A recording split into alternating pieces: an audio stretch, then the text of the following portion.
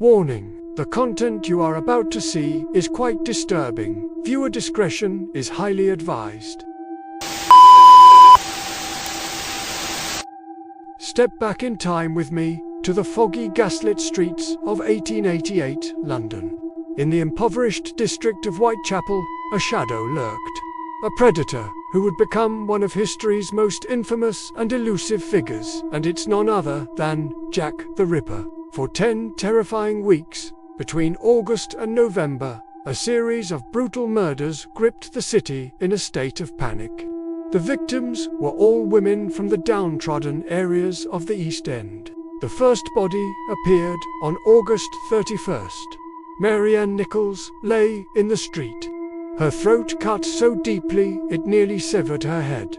Her abdomen was ripped open with terrifying precision. The killer vanished into the fog before anyone heard a scream.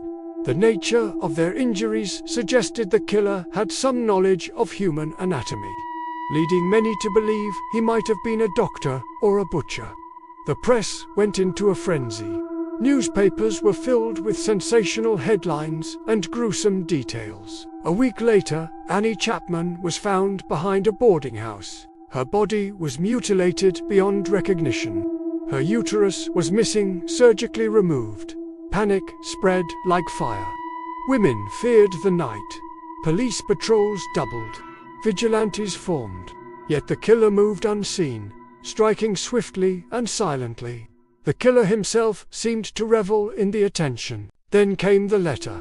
A note arrived at a London newspaper, written in red ink.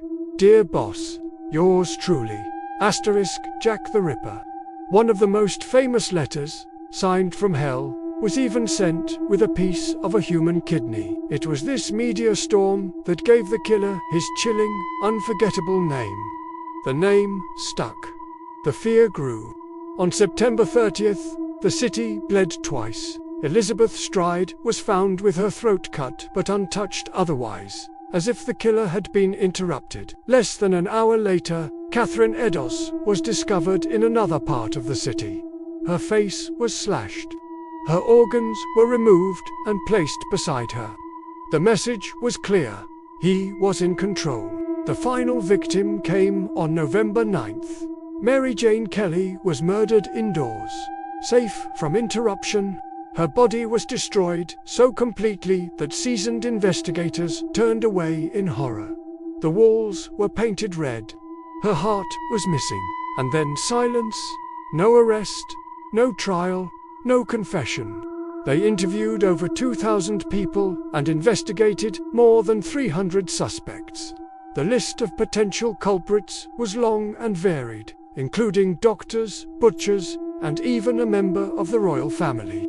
But despite their best efforts, the police were always one step behind. The Ripper seemed to vanish into the London fog as quickly as he appeared.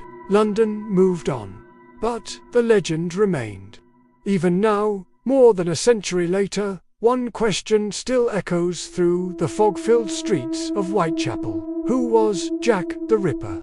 And more chilling still, did he stop, or did he just disappear? Jack the Ripper was never caught, and his identity remains a mystery to this day. These questions have fascinated historians, criminologists, and amateur detectives for over a century. The case of Jack the Ripper is more than just a series of unsolved crimes. It's a chilling legend that continues to haunt us, a dark chapter in London's history that will likely never be closed. What are your theories on who the Ripper was? Let me know in the comments below. Thanks for watching, and don't forget to subscribe for more journeys into the mysteries of the past.